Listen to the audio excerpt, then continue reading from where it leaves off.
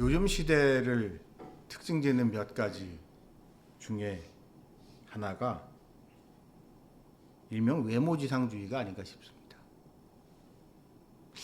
제가 어렸을 때까지만 하더라도 외모에 대한 이야기들을 하는 것을 좀 삼가하는 경향이 있었습니다. 사람들은 최소한 저는 그렇게 배웠습니다. 얼굴이 중요한 게 아니다. 마음이 중요하다는 이야기들. 얼굴은 얼굴 파먹고 사는 거 아니다. 얼굴값 한다. 라고 하면서 외모에 대해서 어떠한 가치를 두는 것을 좀 터부시하던 그런 교육을 저는 받았는데, 오늘날에는 이와는 정반대로 외모가, 인물이 이런 게 정말 중요한 시대가 됐습니다. 그러면서 사람들은 자신의 외모에 미전과는 비교도 안 됐을 정도로 엄청난 공들을 들입니다. 그러다 보니까 거기에서 나오는 부가적인 폐해가 있습니다. 외모가 안 되는 친구들, 남자 여자로 불문하고, 외모가 안 되는 사람들이 자기 부모님을 원망합니다. 스스로 자기는 저주받은 유전자라고 이야기들을 하는 것을 서슴없이 그런 이야기들을 해요. 나는 저주받은 유전자다. 왜? 내 얼굴을 봐라. 내 몸을 봐라. 얼굴은 이렇게 생겼고, 키도 작고, 몸매도 이렇고, 라고 하면서 이러한 외모가 나타나게 한 자신의 유전자를 자신에게 물려준 부모님을 원망함에 있어서 너무 꺼리낌이 없는 모습들을 보면서 이건 정말 아닌 것 같은데, 이건 정말 세상이 아무리 좋게 평가를 하려고 해도 좋게 평가를 할 수 없는 그러한 인간들의 모습을 보면서 인간의 외모라는 문제, 그리고 타락이라는 문제에 대해서, 죄악의 문제에 대해서 전 한번 생각을 해보게 됐습니다.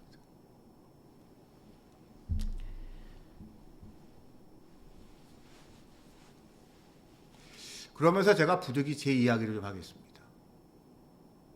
벌써 한 20년 좀 넘은 것 같네요. 20년 좀 넘었을, 제가 한 23년 된 것 같네요. 세상에서 열심히 살던 저는 그래도 교회를 좀 잘 다녀봐야겠다. 물론 그전에도 교회를 좀 다니긴 했는데 교회를 열심히 다니진 않았습니다. 근데 교회를 좀 잘 다녀봐야겠다. 그리고 교회에서 사람들하고 이렇게 친교도 하고 공동체 생활이라는 걸 좀 해봐야겠다라고 해서 교회에서 처음 청년부라는 데를 가봤습니다. 그 전에 저는 저의 신앙생활은 그냥 예배만 드리고 오는 거였습니다. 대예배만 드리고. 교회 학교를 가본 적이 없어요, 저는. 어렸을 때 교회를 다니긴 했는데. 그러니 당연히 청년부 같은 데랑도 친할 일이 없었는데, 청년부라는 데를 처음 갔습니다. 나도 이제 신앙생활을 좀 잘 좀 해보려고. 근데 제가 청년부에 처음 갔을 때 사람들이 저를 피하더라고요. 별로 저를 환영해 주는 사람들이 없었습니다. 저는 그래서 조금 기분이 별로 좋지 않았습니다. 제가 알고 있기로는 교회에 가고, 특히 그런 이제 청년부나 이런 데 가면 이렇게 되게 환영해 준다고, 좀 이렇게 잘 신앙생활 같이 해보자, 그런 거로 알고 있었는데 저한테는 이게 별로 환영하고 환대하지 않는 모습을 보면서 왜 그러지? 이 교회가 문제가 있는 건가? 담임 목사님은 참 좋은 분 같은데 왜 나한테 이러지? 라고 생각을 했었는데 얼마 후에 그래도 그 교회를 계속 다니다가 또 고집스럽게 청년부를 몇 번 나가고 이러면서 사람들하고 좀 가까워지고 난 다음에 그 이유로 알았습니다. 제가 교회 청년부에 처음 갔을 때 제가 조폭인 줄 알았답니다. 제가 너무 무섭게 생겨가지고 조폭같이 무섭게 생겨서 저한테 무슨 말을 걸기도 무서웠다고, 오해해서 미안하다고 그런 얘기를 한참 후에 들었습니다. 그러면서 저는 그 얘기를 듣고 저는 내가 교회 그때 청년부 처음 나갔을 때 내가 그렇게 문제가 많았나? 라는 생각을 해보는데 그러면서 그때의 제 모습과 지금의 제 모습을 이렇게 바라보면서 똑같은 사람인데 인상이 참 많이 변했구나. 사람이 인상이 변하면서 사람도 많이 변했구나 라는 생각을 해보게 됩니다. 물론 여전히 제가 좀 사람의 호감을 주는 외모는 아니긴 하지만 그래도 이제는 최소한 사람들한테 조폭이 아니냐는 그런 오해를 받지는 않고 있거든요.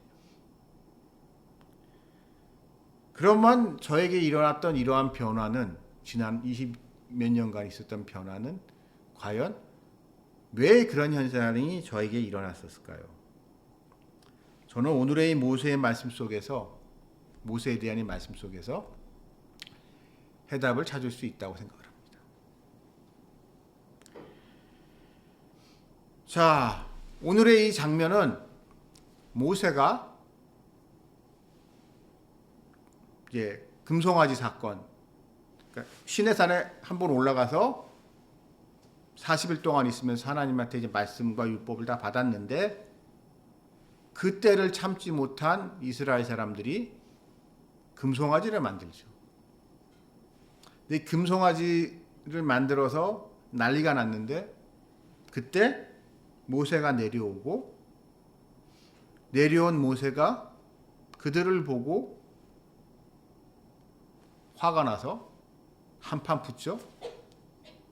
한판 붙어서 이제 싹 다 정리를 하고 난 이후에 이제 다시 시내가 그리고 그 과정에서 하나님께 받았던 첫 번째 돌파는 승질난다고 바닥에 내려쳐서 부셔버리고 다시 산에 올라가 두 번째 율법의 말씀을 새긴 돌판을 받아서 내려올 때 일어났던 일입니다.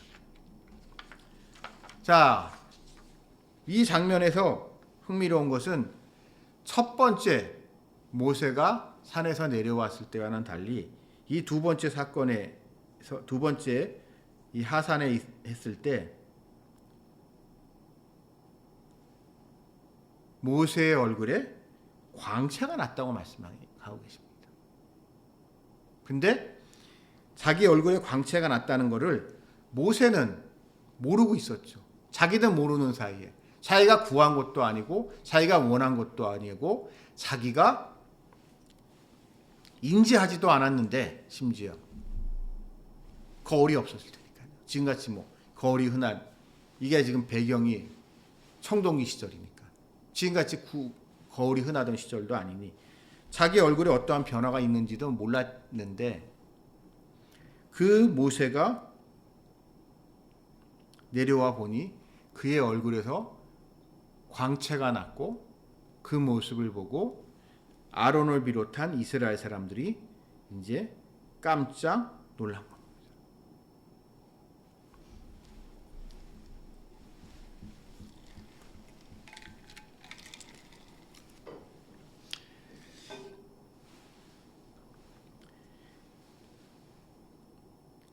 이 모습이 저는 뭐 이 모세와 같이 대단한 일은 아니지만 따지고 보면 저에게도 좀 일어났던 것 같습니다. 저는 의식하지 못했지만 저를 오랫동안 지켜본 사람들이 많이 변했다고도 얘기를 하죠. 물론 그렇다고 해가지고 제 원판이 변한 건 아닙니다. 원판은 그대로인데 사람들이 봤을 때 이전과 다른 저의 모습을 발견하고 많이들 놀랐죠. 가끔 가다 있는 무슨 모임이 갈 때마다, 동창회나 이런 데 갈 때마다. 그러면 이러한 변화가 왜 일어났을지 한번 좀 생각을 좀 해봤습니다. 우리는 현대인들은 과학 만능론에 빠져 있고 유전자 막론론에 빠져 있는 사람들은 우리의 외모는, 우리의 성격은, 많은 것들은 유전자에 의해서 결정되어 있다는 일종의 운명론적인 생각을 하는 사람들이 많습니다. 본인의 외모에서도 똑같은 거죠. 본인의 외모에 대해서도 제가 서두에 말씀드렸던 것 같이 자신의 불만족스러운 외모를, 그러한 불만족스러운 외모 때문에 사람들한테 사랑받지 못하는 것에 대한 불만을 자기의 부모, 자기에게 그런 유전자를 남겨준 부모에게 뒤집어 씌우면서 화풀이를 하는 인간들. 그러한 현상이 있지만 그거보다 더 우리에게 중요하게 따져야 될 것이 있습니다. 옛말에 그런 말이 있죠. 관상은 심상이다.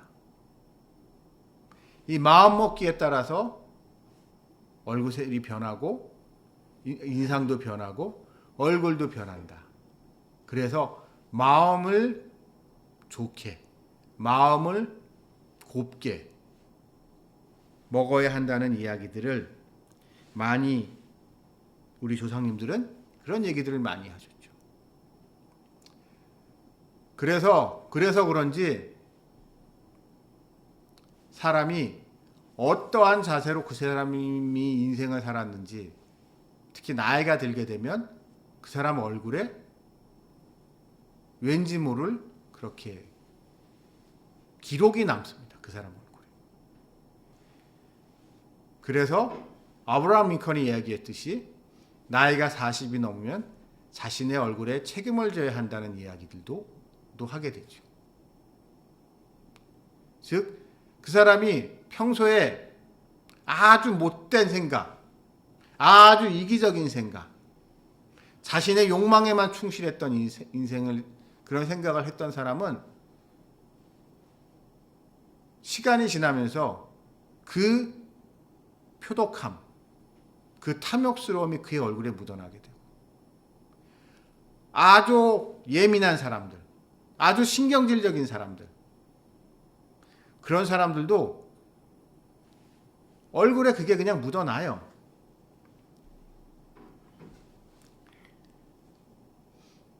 그렇게 그 사람이 어떠한 생각을 가지고 있는지, 어떠한 마음을 가지고 있는지에 따라서 그 사람의 얼굴에 나타나게 되는데, 여기에 한 가지 새로운 의문이 제기됩니다. 자, 우리가 마음을 곱게 먹어야 된다는 건 인정을 합니다. 좋은 마음을 가져야 된다는 거 압니다. 근데 이 좋은 마음은 어떻게 먹을 수 있을까요? 자, 이런 분들 가끔 계세요.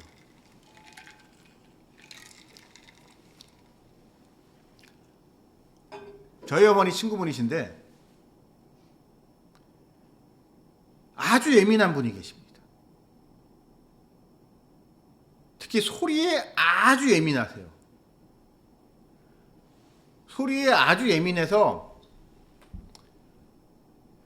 아파트에 살다 보면 층간소음이나 물 비롯해서 이런저런 생활소음이 있을 수밖에 없잖아요. 근데 그 소음을 못 견뎌 하십니다. 어느 정도로 못 견뎌 하시냐? 더운 여름에, 아주 더운 여름에 창문을 못 열어 놓으십니다. 에어컨도 못 트십니다.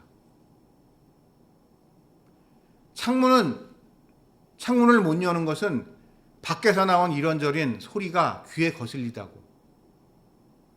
창문 꽁꽁 닫아놓고 사시고. 에어컨 소리 거슬린다고 그 더운 여름에 삐질삐질 땀을 흘리시면서 땀에 범벅이 돼서 하시면서도 에어컨을 안 켜고 사세요.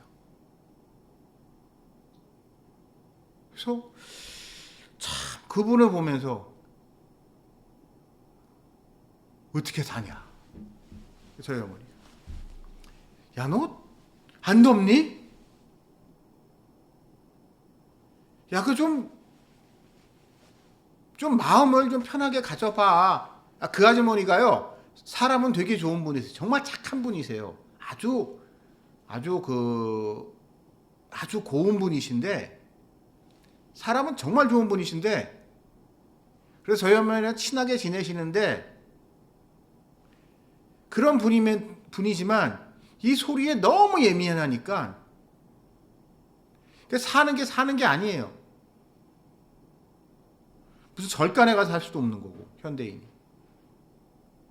그래서 본인한테도 주변에서도 그런 얘기 많이 하겠죠, 당연히. 야, 너 그러지 말고 좀 이렇게 좀 마음을 좀 편하게 가져봐. 그런 거 좀 신경 좀 안 쓰면 안 돼? 라는 이야기를 많이들 하는데,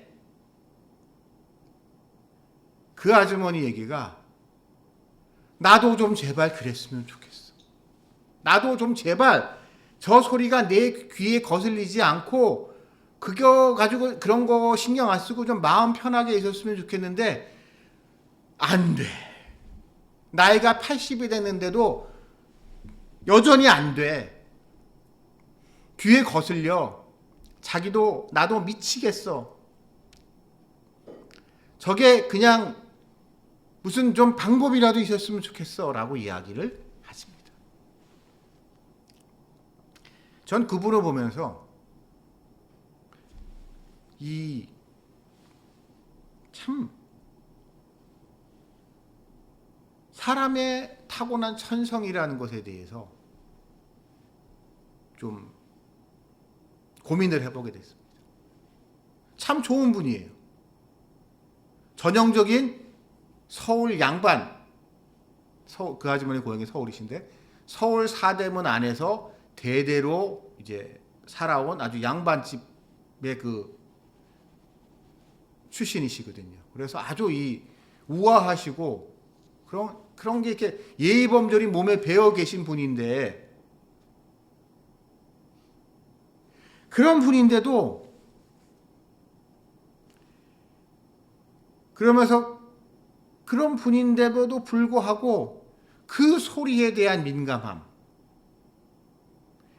그것을 자기 마음대로 하지 못해서 저렇게 자신의 인생을 힘들게 살고 또한 타인과의 관계에 있어서도 어려움을 겪으시고 그래서 그분 얼굴에는 항상 무어라 말할 수 없는 어둠이 있습니다. 그래서 결국 그 아주머니는 그 시대에 보기 드물게 결혼을 못 하셨습니다. 너무 소리에 예민하기 때문에 저희 어머니 친구니까 그 당시 여자들이면 당연히 나이가 때가 차면 결혼을 해야 되는 거고 그 아주머니의 집안같이 그런 양반집이라고 그러면 당연히 부모님이 정해준 혼처로 시집가는 게 당연한 분이었음에도 불구하고 이분이 소리에 너무 예민하다 보니까 남자랑 이제 저희 어머니 결혼할 때만 하더라도 이제 옛날같이 중매라고 해서 얼굴 한 번 안 보고 결혼하던 시절은 아니니까요. 뭐 중매를 누가 서가지고 남자는 몇 번 만났을 때 몇 번 만나지만 이 분이 이 소리에 이상하게만큼 예민한 것 때문에 남자랑 잘 안 되고 결국 그래서 시집을 못 가셨어요. 참 좋은 분인데. 참 좋은 분인데.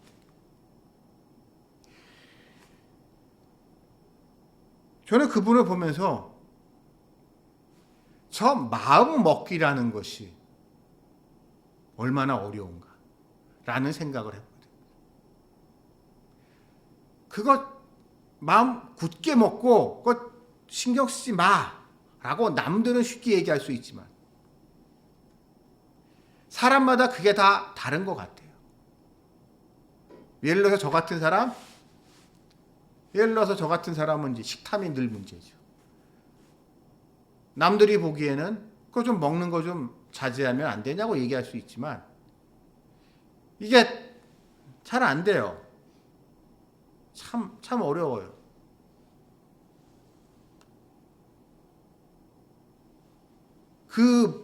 이제 흔히들 이게 오늘날에는 이게 뇌과학의 발달과 함께 이게 뇌에서의 무슨 전두엽 내지는 뭐 이런 무슨 호르몬 관련돼 가지고 뭐 이렇게 도파민 뭐 이런 얘기를 하면 도파민 중독 뭐 이런 얘기들을 많이 하잖아요. 이런 식으로 과학적으로 접근을 해서 왜 그런 현상이 그 사람한테 일어나는지는 찾아가고 그것을 원인을 우리가 분석해 가긴 하지만 안타까운 게 그것을 통하여 해답을 찾느냐? 대부분의 경우에는 답을 찾지 못합니다. 그 사람이 왜 그러한 특이한 생각을 하게 되는지 그러한 생각 때문에 그 사람의 마음이 왜 그런지를 이유는 알 수 있을지만 그렇다고 해서 이것을 어떻게 해결할 것인가에 대해서는 거의 대부분의 경우 별다른 해결책이 없습니다. 뾰족한 생각이 없습니다.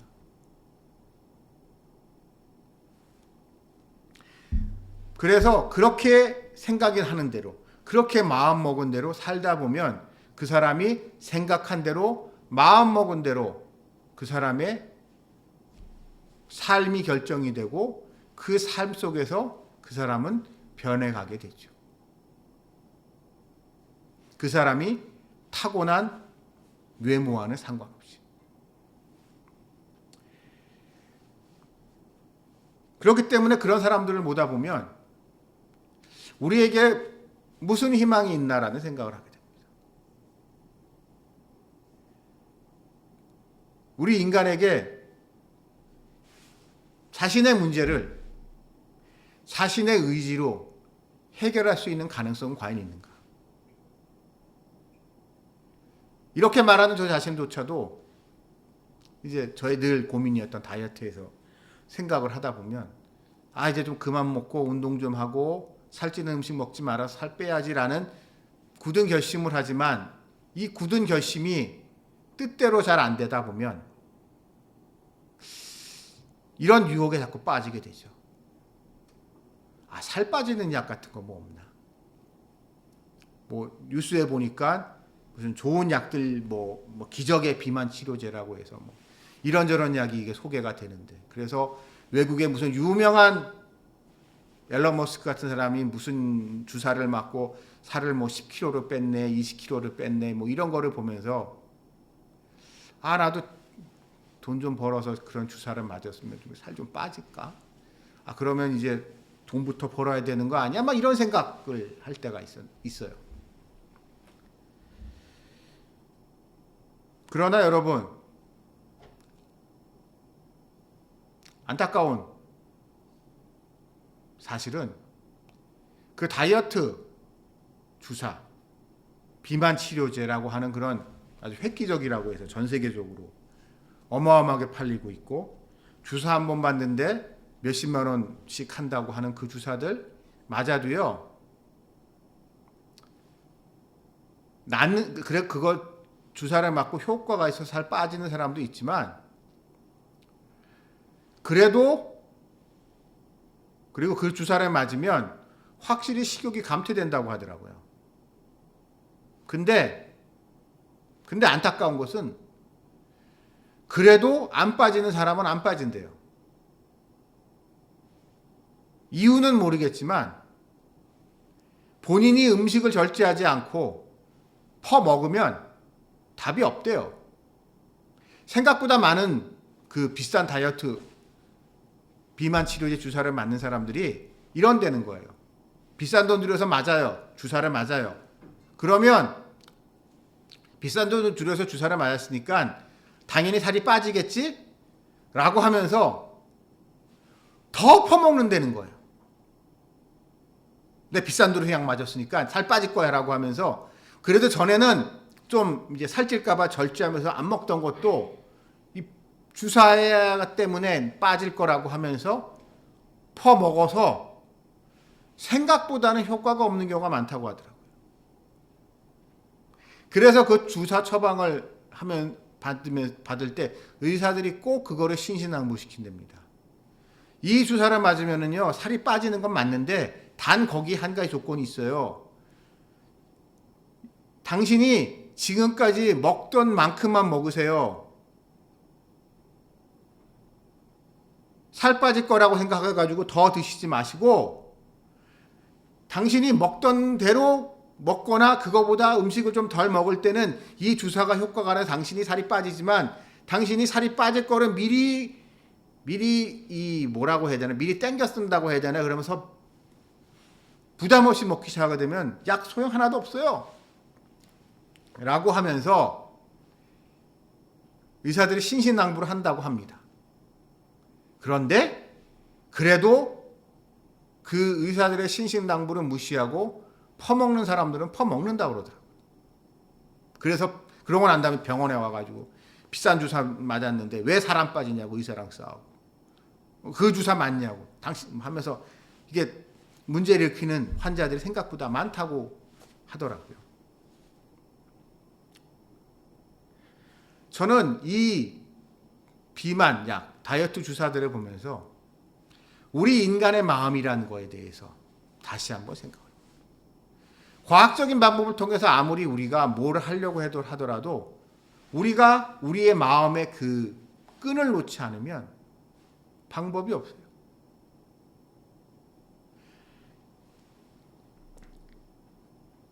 사람들 중에 그런 사람들이 있어요. 교회 다닌다고 하면서도 죄 짓는 것을 두려워하지 않는 사람들이 있습니다. 왜? 하나님이 어차피 용서해 줄 테니까. 하나님이 어차피 용서해 줄 테니까 죄 좀 져도 되는 거 아니야. 응? 예수님이 나 사랑한다며. 그래서 회개하면 모든 죄를 용서해 준다며. 그러니까 중요한 거는 내가 죄를 짓지 않는 게 아니라 내가 회개하는 게 중요한 거라며. 그러니까 나는 죄를 계속 지을게. 회개 앞으로 더 열심히 할게 대신. 이런 이상한 인간들이 생각보다 많이 있습니다. 교회에서도. 그래놓고 그런 사람들이 이걸 가지고 그러면 안 된다고 얘기하게 되면 뻔뻔스럽게 하는 대부분의 자기 변명은,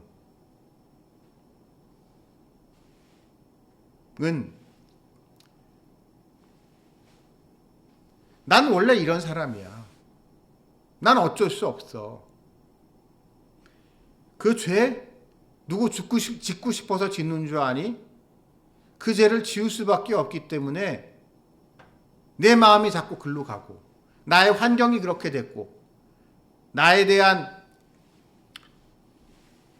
일을 하다 보면 그럴 수밖에 없고, 그러면서 자신의 죄를 합리화시키고 면서도 어차피 그래도 예수님이 우리를 구원해 주시니까 뭐 회개하면 되지라고 하는 뻔뻔스러운 인간들을 교회에서도 수도 없이 많이 보게 되고, 그러한 인간들의 정점은 결국 구원파죠. 구원파라는 게 그러한 뻔뻔함에 극치를 달리고 있는 사람들이 구원파입니다. 그래서 하나님이 우리에게 원하시는 것은 그러한 우리의 마음에 변화가 일어나기를. 그래서 전에는 아무런 마음의 부담 없이 꺼리낌 없이 했었던 죄를 왠지 찜찜하고 왠지 마음에 부담이 되고, 그리고 옛날에는 그거라면 재밌었는데, 좋았었는데 좋지도 않고 재밌지도 않고, 이러한 변화가 우리에게 일어나기를 하나님은 원하십니다. 저의 경우를 좀 말씀드리면, 저는 옛날에 술을 참 좋아했고 술을 많이 마셨습니다. 근데 제가 은혜 받고 난 이후에 저에게 일어났던 제일 큰 변화는 그냥 술이 딱 끊어진 겁니다. 담배도 그냥 끊게 됐습니다. 담배는 원래 많이 하진 않았거든요. 술 먹을 때 담배 피웠는데 술, 담배 이런 게 그냥 끊어졌습니다. 끊어야겠다 싶으니까 그때 교회에서 청년부에 있었어서 저랑 저를 아주 이렇게 좋아하고 친하게 지냈던 어떤 교회 동생이 저보고 그랬어요. 형, 근데 술 좀 끊으세요. 그 친구가 저한테 딱 하는데 그냥 그 순간 그 생각이 들더라고요. 그래, 그냥 술 끊을까? 술 좀 마시지 말아보지 뭐.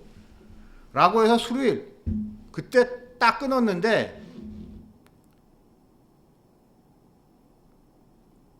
그냥 끊게 됐습니다. 그 이후에 술이 정말 싫어요. 술 냄새만 맡아도 막 머리가 아프고 하다 마음이 불편해. 이러한 변화가 저한테 일어났습니다. 그렇다면 저한테 왜 그러한 변화가 일어날 수 있었을까를 좀 생각을 해보게 됩니다. 그거는 아마 제가 잘난 건 아니지만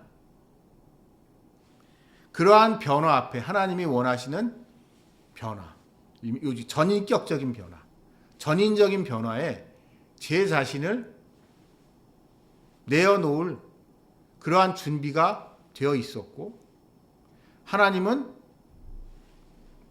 그러한 은혜를 저에게 베푸셨기 때문인 것 같습니다.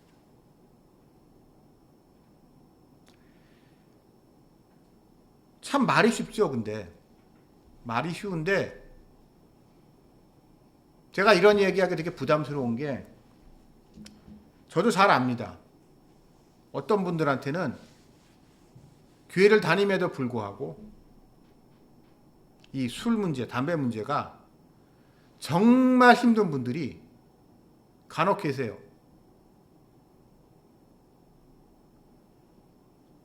특히 스트레스 상황이 됐을 때, 그러니까 이게 일이 다 잘 되고 이럴 때는 괜찮은데, 모든 게 평안할 땐 괜찮은데, 이게 막 스트레스를 많이 받을 때, 이때 이제 좀 땡기잖아요. 그러니까 보통 그렇죠? 술이 땡길 때가 있잖아요. 막 열받고 막 다운되고 막 이랬을 때, 스트레스가 많을 때, 그때 한 잔 술의 유혹을 넘어가는 종교인들이 생각보다 많더라고요.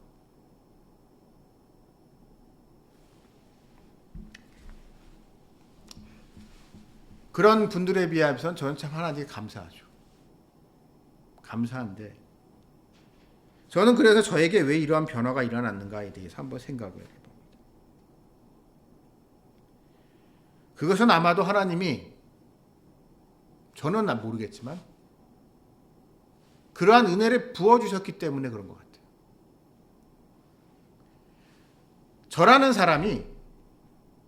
원래 저라는 사람이 너무 문제가 많은, 그래서 교회를 찾아왔는데도 조폭인 줄 알고 사람들이 다 피할 정도로 외모부터 살기 넘치고 도끼 넘치고 하여튼 그렇게 문제가 많았던 사람이었던 저 같은 사람에게는,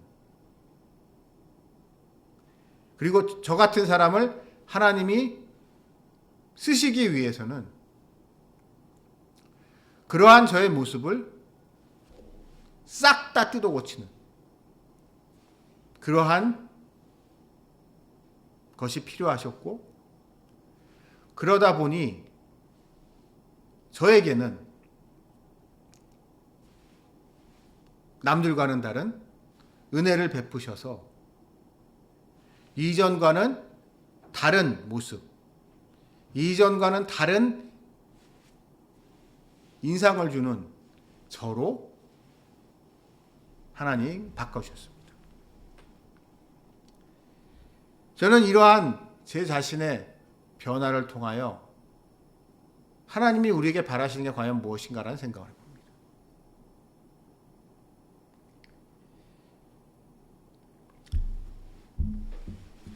저는 그 과정을 통해서 목사가 되고 신학교수가 되는 지금의 이 모습이 됐고, 이 모습이 되기 위해서 필요했던 것이 그러한 은혜이기 때문에 아마도 하나님은 저에게 그러한 은혜를 베풀어 주신 것 같지만, 사람은 모두 다르기 때문에, 또한 그 사람을 향하는 하나님의 계획하심이, 섭리가 다 다르기 때문에 다 다를 겁니다.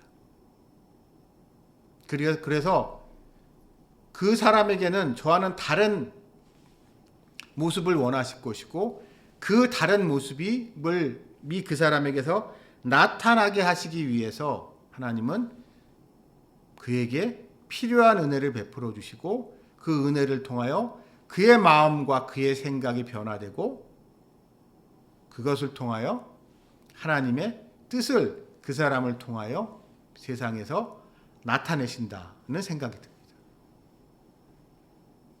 그러므로 여러분, 우리에게 필요한 것이 과연 무엇일까요? 우리가 구해야 될 것이 무엇일까요? 지금 이 순간에게 우리에게 필요한 것은 아마도 하나님이 우리에게 바라시는 모습이 무엇인지를 한번 생각해 보는 겁니다. 모세는 비록 이러한 변화를 원했던 것은 아니지만,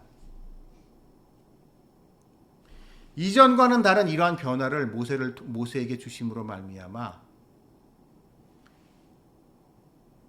이스라엘 사람들이 이전과는 달리 이제는 감히 그 빛나는 모세의 얼굴을 쳐다보지도 못하고, 그래서 수건으로 얼굴을 가려야만 하는 이러한 모세가 됐듯, 여러분이나 저나 하나님이 바라시는 바, 하나님이 바라시는 모습, 그 모습 앞에서 우리가 좀 더 충실해야 되지 않을까 싶습니다. 다 다르죠. 다 모세같이 될 수 없고, 다 저같이 될 수 없고, 다 다릅니다만, 한 가지 분명한 것은 오늘 이 모세는 하나님이 자신에게 바라시는 것, 그것 앞에 자기 자신을 온전히 내어줬다는 겁니다. 저는 이 장면을 보면서 제가 약간 엉뚱한 생각을 잘하는데, 이 일 이후에 모세가 참 사는 게 피곤했겠다 싶은 생각이 들어요. 그러니까 항상 얼굴이 가리고 산다고 생각을 해보세요. 너무 얼굴이 빛나서 광채면. 저는 제가 그런다면 누구를 만날 수 있겠습니까? 누구를? 다 그 사람이 모세인 거라는데. 사람이 가끔은 나를 숨기고 싶을 때가 있잖아요. 특히 나쁜 일 할 때, 별로 안 좋은 일 할 때. 근데 이제 꼼짝없이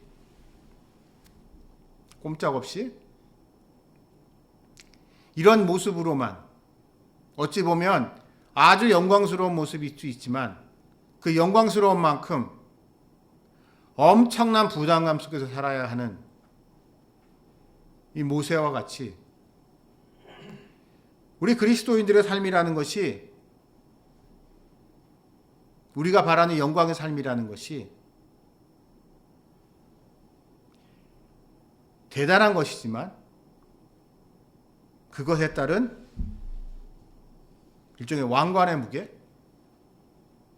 무게를 또한 감수해야 되는 것이 아닌가라는 생각을 저는 오늘 이 말씀 속의 모세에게서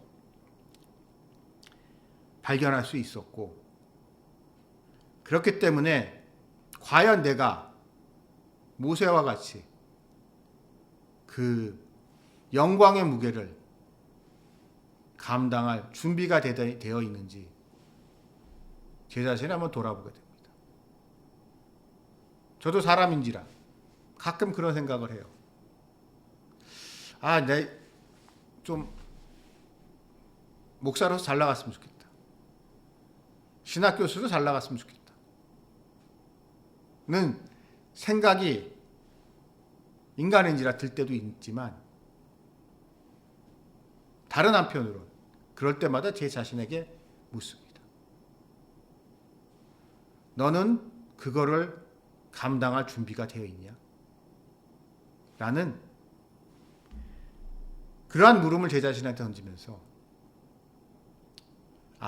난 그래, 아직 그릇이 안 되지. 난 아직 그걸 할 수 있는 수양이 덜 된 존재다. 난 아직 멀었다.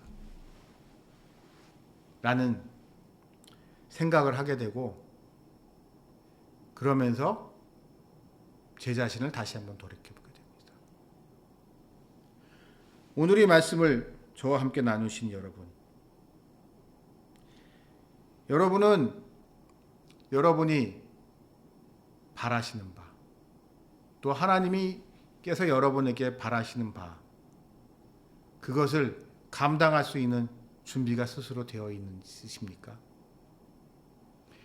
그 준비가 되어 있는지, 그걸 감당할 수 있을지 자기 자신을 다시 한번 돌이켜보면서,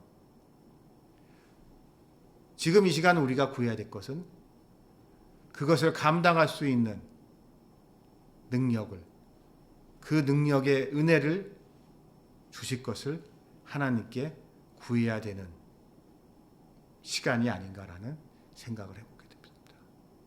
같이 기도드리시겠습니다.